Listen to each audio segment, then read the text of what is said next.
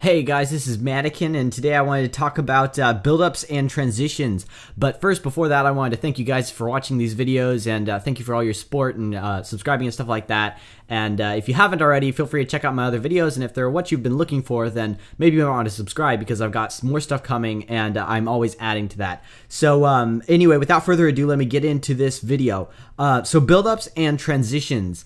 What we have here is we have various parts of a track that we want to switch between because we don't want the track to be the same thing throughout the entire track. So what's the best way to do this? Now, the best way to do this is actually not a technique in terms of what you do by way of mixing or adding stuff or removing stuff. It's more about the song flow. And what this is you get a part and you bring in or take out what is expected to be brought in or taken out. And I could show you a good example here. So right now I'm going to start this. This is actually from, I like the way my kick and bass line were sounding from my kick tutorial. If you haven't checked that out, go on and check that out. That's a pretty good tutorial there. But so I like that, and I decided to expand on it and actually start making a track out of it. So this is a little bit of what it sounds like. And I'm going to show you in the beginning one of the most obvious spots where I do song flow. And so I'm going to play it back here and just take a listen.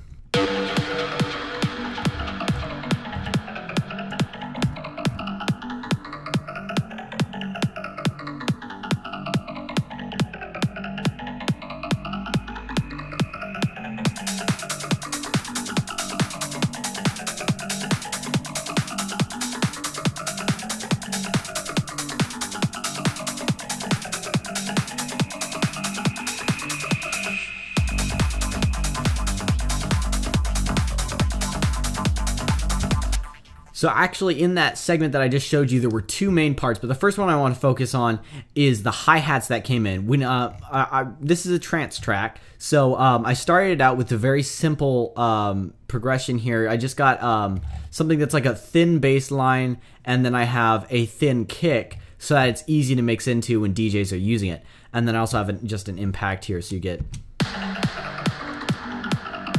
So and then so right now I have this thin bass sound,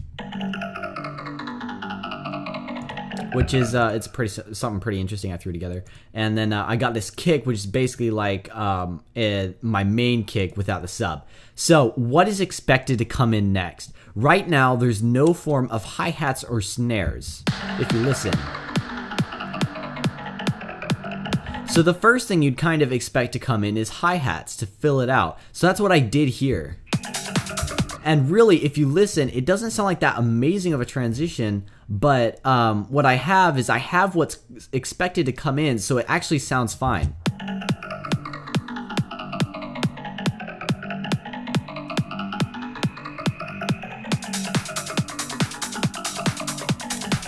So that's one of the main things, song flow. You got to know where you're going with the song and what is kind of expected and not expected to come in and out. So so how do you figure out what is supposed to come in? And this is, first of all, this part is very genre dependent. And if you're doing hip hop and electro house or dubstep, is going to be different for all of those. Hip hop, from what I've noticed, it's mostly things popping in and out more so than having builds and transitions. Electro house and trance are much more dependent on builds and transitions, whereas hip hop is very dependent on your song flow in general. So one of the things I did to bring in this hi-hat group here is I actually have an effect here. So what it does is it's this reverse effect that I basically just got a sound and reversed. I could show you how I did that up here. It's actually really easy. And then I added some more reverb to it. So this is what it sounds like dry. So not all that amazing, but if I add this reverb on,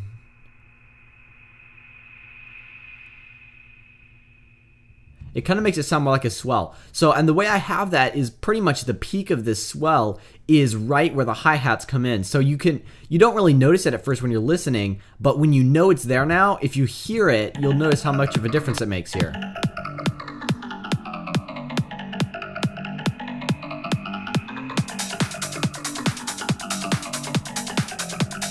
And then you can tell I have the same one right here, and it kind of stands out a little more.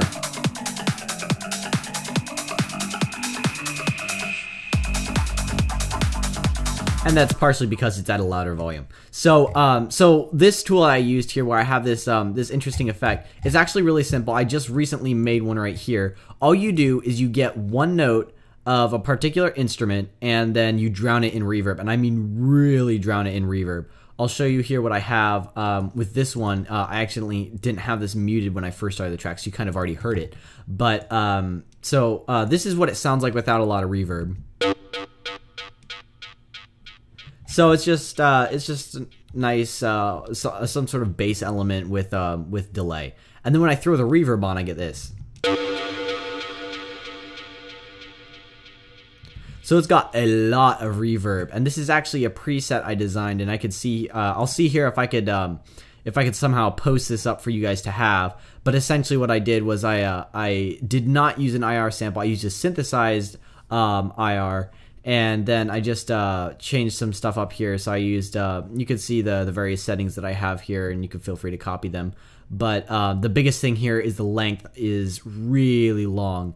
And then the density is, I don't remember where that is. But, oh, here we go, density envelope. It's like up all the way from the beginning. And the filter, I just changed that a little bit. And it is on, I believe. Yeah, it's on. So, essentially, I just have like this really big reverby sound. And now what I'm going to do is I bounce it down to, so basically bounce, you just select the region, and I prefer to solo this when I do this, but it doesn't really make a difference because it just bounces this one track. And then you click bounce regions and name it whatever you want. Destination will be new track, and you could choose to leave the source, mute the source, delete the source, or whatever. Doesn't matter. Make sure you do not have bypassed effect plugins checked. You don't want that checked because then that won't do any of your reverb or anything like that. And then for best quality, you should probably include the audio tail in the file and in the region. Otherwise, you might have the tail clip out or clip in. And then I include volume and pan automation is dependent on whether or not you have automation you want to deal with that. And I have normalized set to on right now. But you could have that set to off if you're worried about it'll basically, if you set it to normalize on, then it'll be at the maximum volume it can be without affecting the waveform. So when you drag it in, it'll be pretty loud. If you set this to off, it bounces at the same volume level it is currently. So I just set mine to on because that way I have it at the maximum volume and I could just pull it down from there. So then what it did after I clicked bounce there. All I did was I had this region selected, and I clicked bounce, and I hit OK.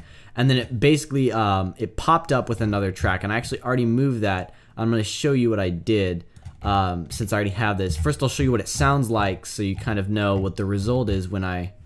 Goodness gracious, I need to zoom out here. I don't have enough screen space. Here we go. Here, let's try this. If that bugs you guys, just let me know. So, here we go. Here it is. The reverb effect. So now I'm going to solo this, and I'm going to show you. This is what it sounds like when it's reversed, and I'll show you how to reverse it too. So it's kind of blank space right here because it's so quiet.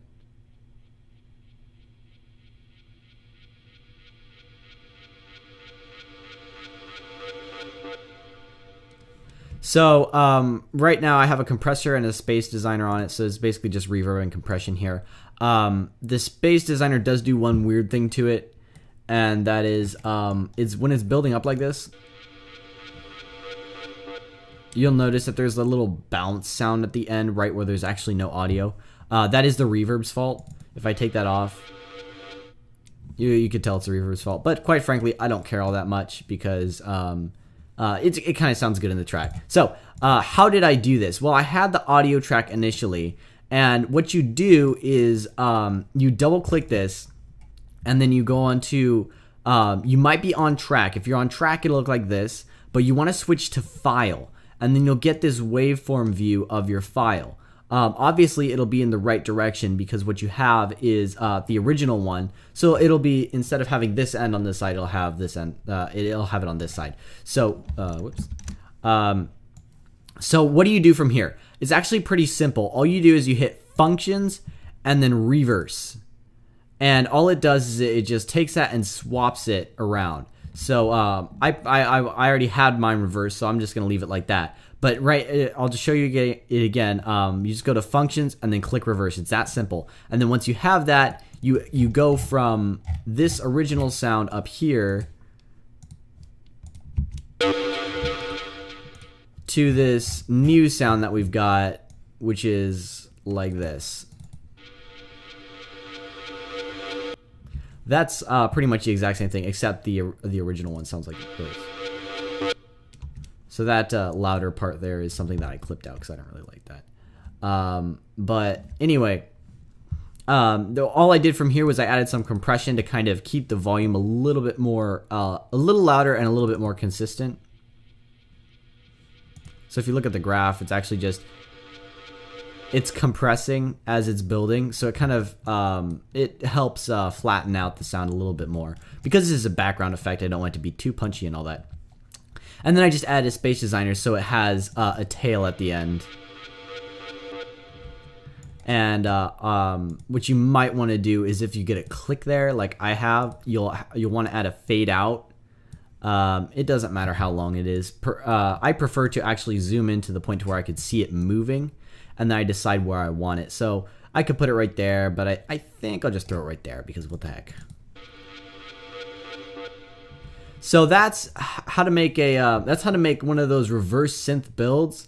If you didn't know how to do that, it's a very handy technique in trance, electro house, and dubstep, and it's sometimes used in other things too. There is a way to do this with vocals so that they sound like they're going the right direction, but it's a reverse reverb. That's a little bit more difficult, but I don't have vocals to show you that on right now, so I'll just hold out on that one. So for now, basically, that's how I created this reverse synth sound, and this is a form of build. Now, there's a couple other forms of builds that I'll go over briefly here, but that's one of the ones that takes a little bit more time to get into because you don't just slap in a audiophile build.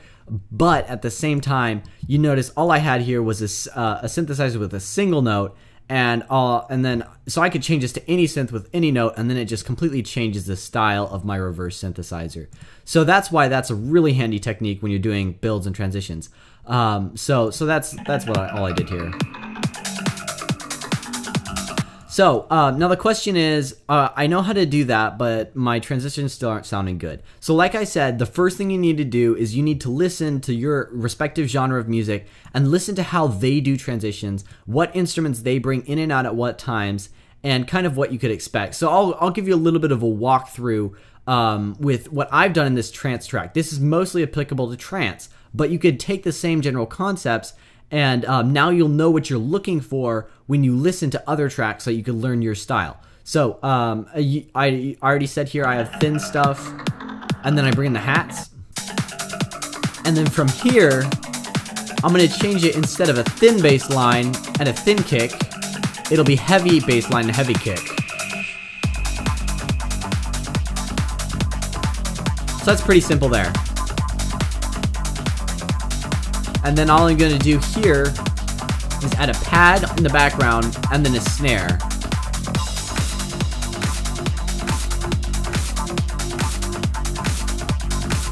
Then I'm going to actually drop out almost everything.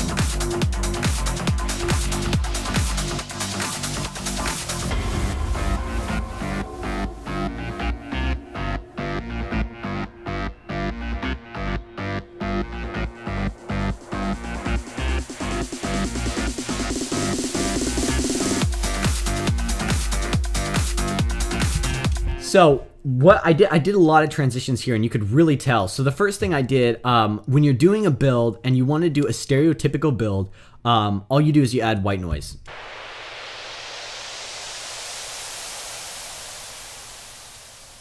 Now you could tell I have a sample for this, and that's because I conveniently had samples on hand, and I didn't want to make one when I could just use this sample. And but I'll show you really quick how to very easily make a white noise build. So I'm going to create a new software instrument, and I am going to make an ES2 here. So the first thing that I want to mention here is that I'm going to use ES2, and this is basically going to be my first synth tutorial. So I'm going to show you how to make a white noise build using this synthesizer.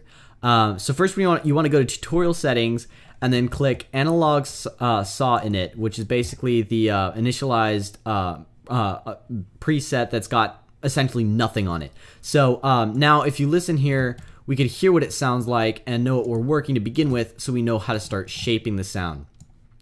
So what I'm going to do here is I'm going to drop in any note. It doesn't matter, because when you get white noise, the note itself doesn't matter because it's white noise. It's random frequencies, random across the entire spectrum, and basically you get no control over what it sounds like in the sense of pitch and stuff like that. So so this is what it sounds like with the initialized preset. So it's just a saw. And it does actually have a little bit of reverb here because when I created the track initially, it routed it to a reverb bus here. But so anyway, we have the initialized patch here. So what are we gonna do? Well, we want white noise. But if you look here, there's a square, a saw, a triangle, a sine, a frequency modulated sine, and that's pretty much it. So we don't have anything here. So what we're gonna do is we're gonna disable this one, and then we're going to enable this one, because this one does have noise. So you just drag the knob so it's on noise, or you could just click to noise to get the noise one. Now, if you play it off the bat, if I recall correctly, you won't be able to hear it. Yeah, you can't hear it. And the reason is because you have this triangle here. The triangle is the mix of how much of these three you want. You could have all three on and get a sound like this, which is noise, square, and triangle all at the same time. You could balance how much you want. I want more, or that's a saw, not a triangle, my bad. More saw, more square, more noise. So we just want the white noise. So we're gonna drop this all the way down to the corner here, and then we'll have just the white noise. So now what do we do? First of all, I'm gonna do something it's basically it adds more voices. So I'm gonna set this to mono, because right now if we do poly is when you want to play multiple notes at the same time, but right now I just want to play one. So I'm gonna set it to mono, which means it can only play one note at a time, and each time it plays a note, it resets the filter and stuff like that, and you get, it basically is like you're keying in a new note. Now, legato is the difference between mono and legato. They're both only one, except for legato, instead of restarting the note, it continues and just changes the pitch.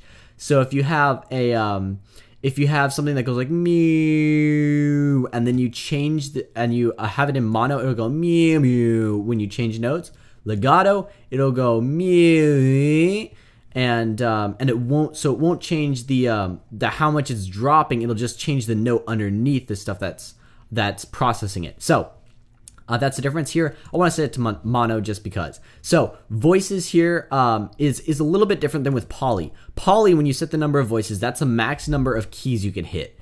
Mono, when you have it set like this, it's basically how many times you duplicate this and stack it on top. So I'm going to set this to, we'll set it to 3 right now. And then what I'm going to do is I'm going to do unison. Unison, what it does is it makes it so it doesn't start all these at the same time. You'll hear the difference here. So I have it on mono without unison, and it sounds like this. Straight down the center, it actually sounds like it's mono, and that's because it is. The output is mono. So so what I get is it's the exact same thing on both sides. Now if I set it to unison, it's gonna start 3 of these noise, and it's gonna put one in the middle, one in the right, one in the left. So it sounds a lot wider, and I apologize if, that this is pretty loud. Let me turn it down here. But so analog, that's something that also changes how much it's spread, but for now it's fine like that, so we'll just leave it there. I think for the sake of this, actually, I'd like to pull this up to 6 voices. Not that it makes that much of a difference, just because it's white noise. So now I'm going to do 2 other things. First, I want to change this to fat, because that just adds a little bit of body to it and gives it a little more depth. And you can't hear it that much on this one, but I'm going to keep it there. And now is for the part that really makes a difference. So what we have here is we have a filter, and this is the same as the EQ high pass or low pass filter, except it's actually built in and it's a lot simpler. So that's what this is set to. Right now it's at a 12 decibels per octave cut, and you could get it steeper, and you could change the resonance, which we already talked about, I believe. When you have the resonance of this, all it is when you pull that up. So it basically just does that when you have more resonance. Excuse me. So that's what those two knobs do. FM is frequency modulation. It's basically a form of distortion. We're not going to play with that now. But if I change this, let's see what happens. Okay. So you kind of heard what it does. It basically just cuts out the sound. I'm going to extend this here so it's really long. And for the duration of this darn thingy. Now, the reason I'm actually extending this and I'm not making multiple notes, even though it would be faster, is because you actually will hear them clipping in and out unless you add some sort of fade between them. And I don't like to deal with the fades, so I'm just going to have one long note. So now, I'm going to start talking about envelope and other stuff like that, but don't worry too much about that. Just do what I do. And in future synth design tutorials, when I actually talk about designing synths, I will talk about what these envelopes are really doing and how they actually affect the sound. So for now, you want the envelope set to full sustain here, and then what you want to do is actually I might just screw that up here. Yep, I sure did. So so now that's full sustain. It's not doing anything except keeping it all the way up. The reason it's keeping it all the way up is because of this routing here that causes this cutoff to change based on this envelope. So what we're going to do is we're just going to click the middle here so it doesn't do anything. Okay, so now it's all the way down, which means everything is cut out. And if I bring this up here, so that's how they get the noise build there. And if I turn up the resonance, it'll sound a little bit more interesting. So that's the basic groundwork of it. Now what I'm going to do is I'm going to EQ over a little bit. You don't want the low end in this that much, so I'm just going to set it to a very soft roll off and pull it up rather high. Ooh, that hurt my ears. And we'll pull down the volume of this just because it doesn't need to be loud.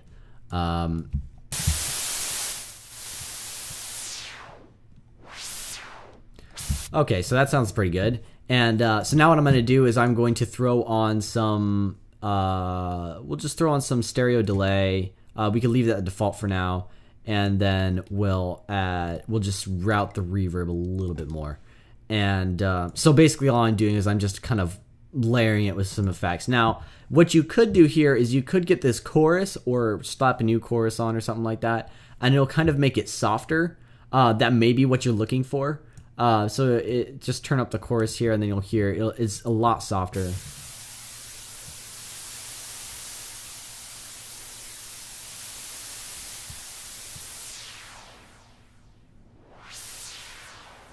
I'll be honest, I like that sound, so I'm going to leave the chorus on here. And this is just the intensity of it. So you have the chorus is pretty much always enabled. If you turn it down to 0, it's off. So where you put that doesn't really matter all that much. You can listen and suit your taste, but I know it's not going to bug me all that much if it's a little higher, a little low. So so now we have this bass sound, and I'm going to start to use automation here, and I should have a video up soon, if not now, on automation, and it'll show you basically how to work with that. So, but what I'm going to do is I'm going to go to the ES2 here, and I'm going to grab the filter, and the thing that I've been moving up and down as I've been showing you right here. Excuse me. So that right there. I know this is filter 1 and this is filter 2. So what I'm going to do is I'm going to pull this up here, go to ES2 because that's a synthesizer, go to mix and filter, and then I'm going to grab filter 2, which is actually not labeled as filter 2. It's labeled as the low pass filter. And that's because this one is stuck on being low pass. The other one is MMF, and I don't quite remember what that stands for. But the reason it's labeled like that is because you could tell here that's low, that's high pass, that's peak, that's band reject, and that's band pass. So essentially, yeah, you could switch this one. That's why it's variable. So it's not low pass filter by default, and so that means that they can name it something else. So this one's a low pass filter, and I want the cutoff because that's what I've been moving here. So right now I have this at 0. This is at 0. You could tell if I move it, it moves it. So what do I want to do? What I do is I key in some automation here, and all I'm going to do is make this go up, and then I'll pull it back down rather quickly. So if you listen, this is now what we have.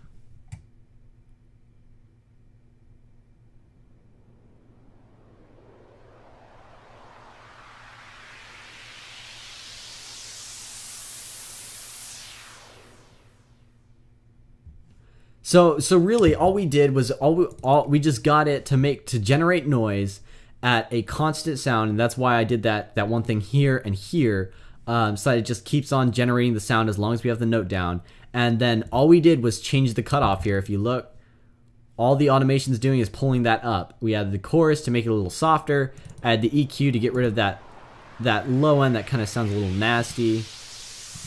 And then we just added delay and reverb to kind of fill it out and give it a little more body. So that's how to make a white noise build. This video is starting to get long, I could tell already. But that's one of the other things. I'm probably not going to cover a snare build just because I do have a snare build in here, and it does play a major role if you listen.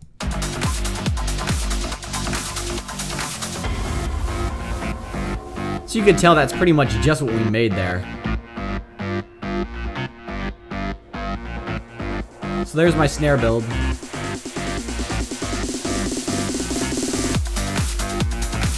So it's you could tell it's a stack, and I've got quite a bit going on here in the sense of it's not just one snare getting louder, but the essence of a snare build is essentially you take it from 0 volume to full volume. And I did that with a really weird curve here just because I wanted to get it to the sound I was thinking of. It ended up working, but that'll depend on your situation, what kind of sound you're going for. But really, all you have to do is just get a snare and fade it in.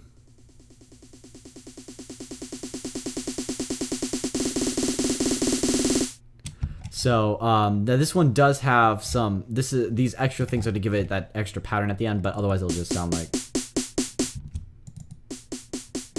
And then if you have 2 of them, whoops, didn't want to do that.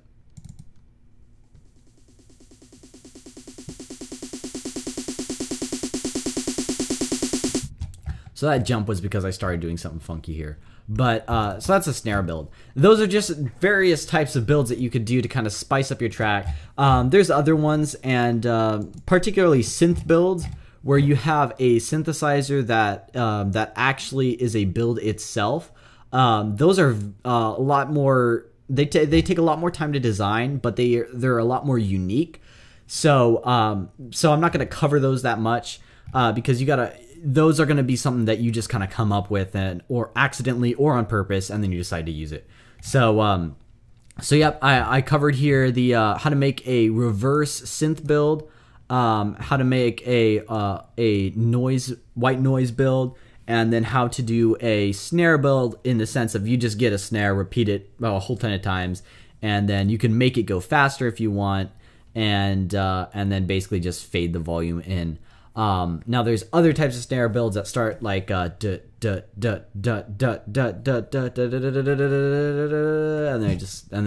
it goes into some sort of drop or something. So that's the idea. Now the other thing is builds are not one-sided. And that's why I have a lot of reverb on this one.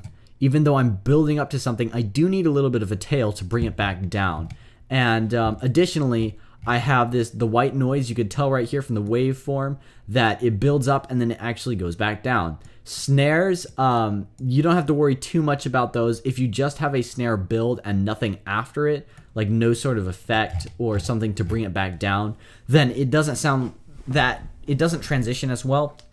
And there's just one other thing that I've done here that's a little bit in the sense of going down. What I have is with this white noise, I actually have a impact right after it. I still have that enabled.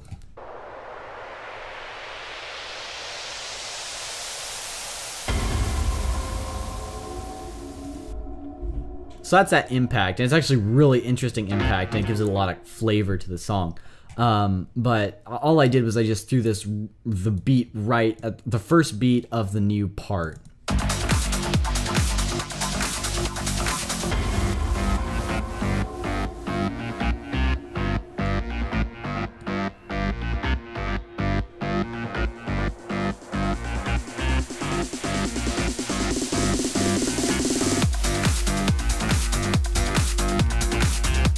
So that's that. And there's one final thing that I'll touch on really quick. What I did was right here I have a piano break, and this is where the reverb effect that I was showing you came in.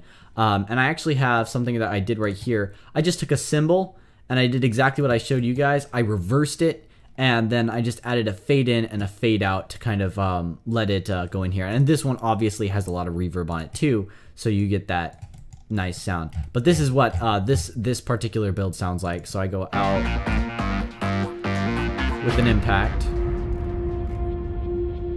then I go in with this synth and this cymbal.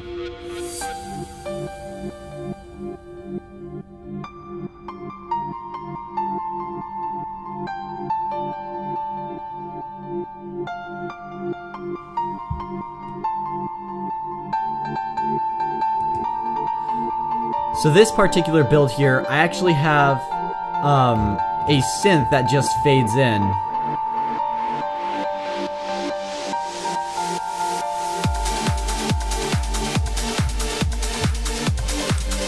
With the white noise.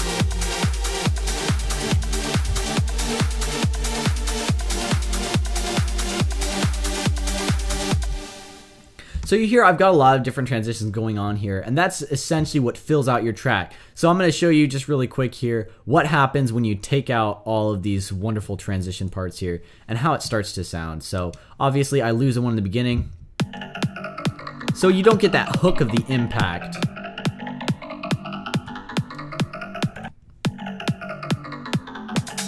And that one just kind of comes in. It's not that big of a deal. Now at the end of this section, I drop it out, so it's actually not going to sound that bad because that was part of my main effect.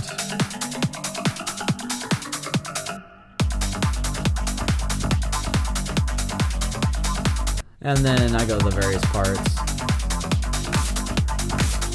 But watch, when I go to here, it's definitely going to sound a lot less interesting. So when I get to this part here where it cuts into the break,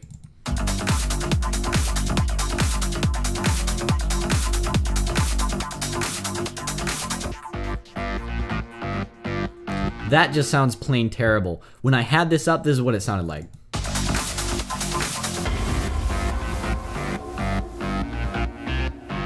So you can really tell that these builds do make a big difference. But at the same time, if your song does not have a good progression in the sense of how it develops, how it changes, how it progresses, and how it doesn't sound like various parts stuck together, it just stuff comes in at the right time and stuff like that, then these transitions won't sound as amazing because your song's not developing in the right way anyway. So that said, yes, effects are definitely a major part, but remember that your song is also a major part. So if your song is not a consistent song and it develops correctly and changes based on your particular genre and what you've seen from that, what you want it to sound like, then it's not going to be all that amazing of a track. Effects are great, but they're not your track. They're something that you throw under your track to kind of add icing to the cake. So yeah, keep that in mind as you're working with this stuff, and you definitely focus on developing your track so it sounds like it's moving forward instead of just repeating a part, repeating a part, repeating a part, and then repeating a different part, repeating a different part, repeating a different part. So yeah, work with that, and then as you develop that, you'll get a lot better, and your tracks will definitely start to sound more like a consistent track that sounds more pro, and it sounds stuff like that. Now, I might cover song structure later in a sense of what order do you do things, how much of it do you do, but I'll probably focus on Electro House if I do that, because Electro House I know very well the song structure because it's very consistent and it follows a particular pattern.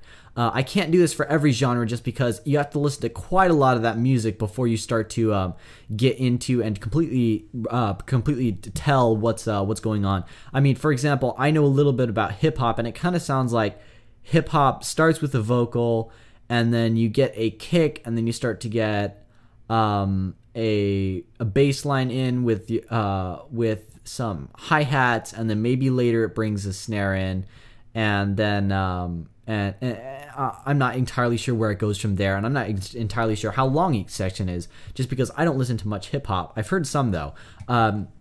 So that's that. Really, it's a lot of listening and a lot of paying attention to how did they get that sound and how did they develop their track. So really, when you're listening to your tracks, try to listen occasionally, if not all the time. Try to listen critically so you could hear exactly which instruments are they using, and which ones come in and out whenever something seems like it changes. And then also listening to their effects and where they place them and when they place them is a very good thing to improve your placement of these effects too. So that's it for this video. If you like this, feel free to subscribe, comment, like, and everything like that. And I will get you guys another video as soon as I can. The schedule right now is I'm posting a video every Saturday, and I may start posting them Wednesdays too, depending on how my schedule allows. College this semester is being pretty tough on me as opposed to last semester, but I want to try to work in as much as I can, so you might see some extra stuff here. So that's it, and I will see you next video.